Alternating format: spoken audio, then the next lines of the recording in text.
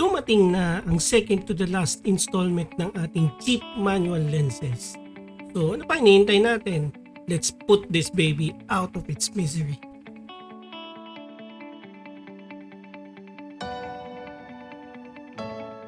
Hello and welcome back to my channel. Topi Manalo po ulit. And today we will be unboxing this second lens to our two lens series ng cheap manual lenses. Kung natatandaan nyo, sa first series natin is the 50mm f1.2 na manual lens ng Artisan.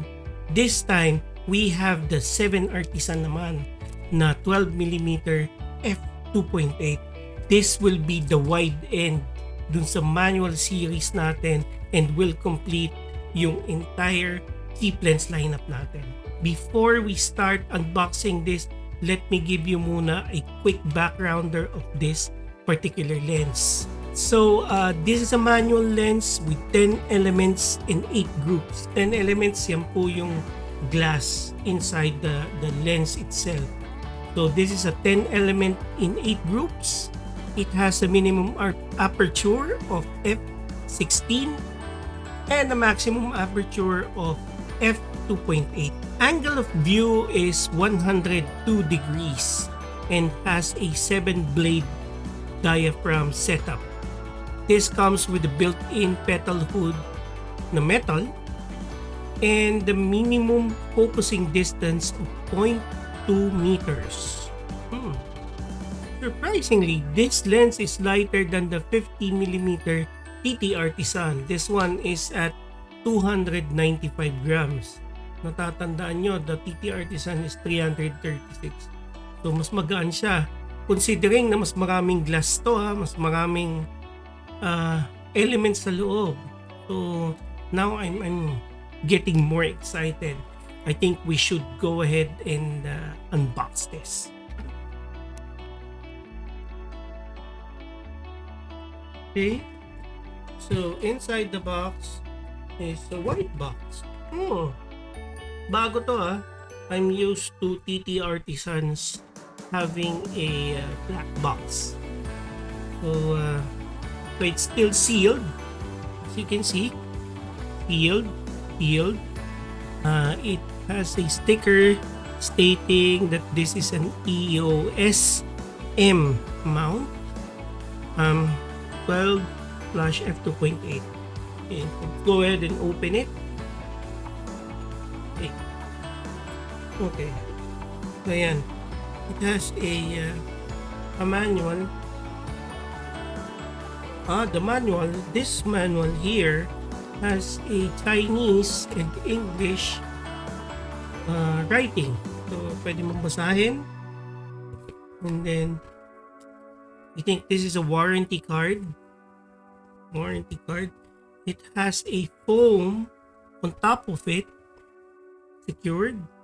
And then if you remove this, you'll see the lens inside snugly fit with another set of foam. So saktong-sakto siya. Go ahead and pull it out. This is the lens. Medyo magaan nga siya compared to the Artisan. No? Yan. It comes with this is the front lens cap and this is the rear lens cap. It looks good. It's solid. Before I mount it, let's go ahead with my initial impression of the lens. As I mentioned, it's similar to the Artisan. This one is built with all metal and glass, of course.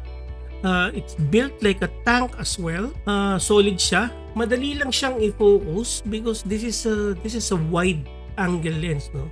UAs are usually easy to focus.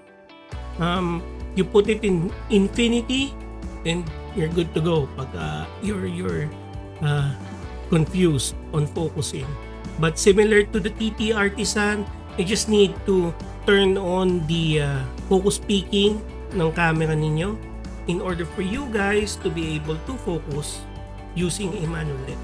So If you notice, ng konti, the glass there is concave. Nakaganon siya because of its 102 degrees angle of view. Doon papasok yung dual purpose ng ating petal hood, not just to prevent light from leaking in, also to protect the lens itself. It's smooth. The focusing ring is smooth. Madulas siya pero firm. Ito yung sinasabi ko sa inyo. Can you see it? Right at the bottom, that is your aperture settings, aperture controls. Ito yung malapit sa body. Sinasabi ko na most of manual lenses, malapit siya sa body. But I think this one naman is not really a problem kasi as you can see, there is a silver parang lining or before it really touches the body. So hindi siya dikit na dikit talaga. There's no click on the aperture setting. No? Similar to yung sa Artisan, di ba sinabi ko sa inyo na nag-click yung harap. This one, wala siyang click. Smooth movement siya. It has a purpose from what I know. It has a purpose kaya smooth yung movement niya. If let's say you're using it on video and you adjust your aperture setting, hindi mo siya maririnig sa video.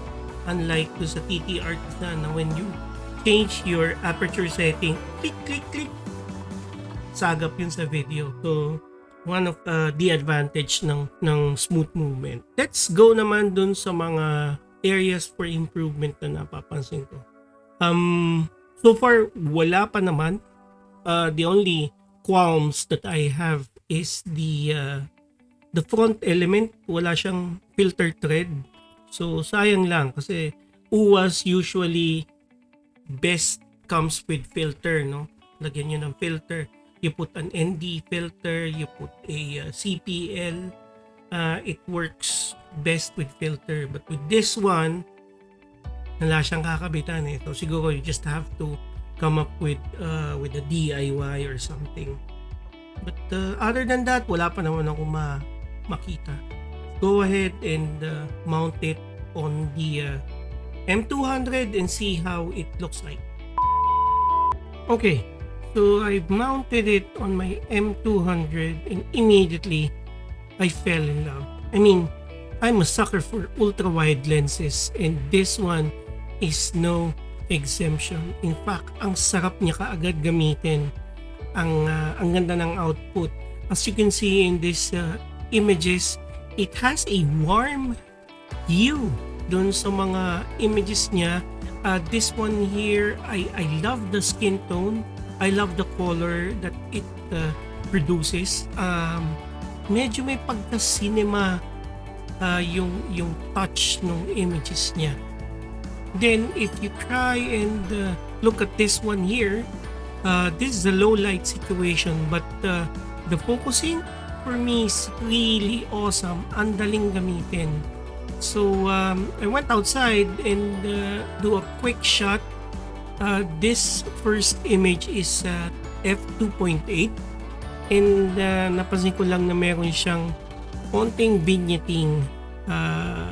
If you step it down to say 5.6 here on the second image, you'll see na nawawala naman yung vignetting niya and probably you have to look at the histogram and make it a little over to make sure na yung exposure niya will be more equally distributed. I tried limiting the sample images kasi yung last time basura yung mga nakuha ko eh. But this time I make it a point na at least kung ano man yung maibibigay ko will just at least show yung initial impression ko. And again, as I mentioned, I'm really happy with the output. This is how it looks like when it's attached to the camera. It's cute. Huh? It's really cute. Ito po yung Artisan. So halos hindi nagkakalayo yung itsura nila. Mas mabigat lang talagang dihamak to. Ramdam mo the moment you hold it. This one is a little lighter to my experience, but it's as I mentioned, it's manageable. So overall, yun po yung result ng unboxing natin. I'm really excited na to use this two lenses outside and do that rigid testing. Makita ko talaga yung output niya and share it with you guys. So I hope you like this video of my unboxing, and if you have any comments or suggestions, let me know on the comment section below. If you are new to my channel, please subscribe. I would like to invite you to subscribe to my channel and hit the bell notification for more updates of my upcoming videos that I upload on a weekly basis. Again, Topi Manalo po, and maraming salamat sa panonood. Hanggang sa susunod po, kita-kits ulit tayo. Bye!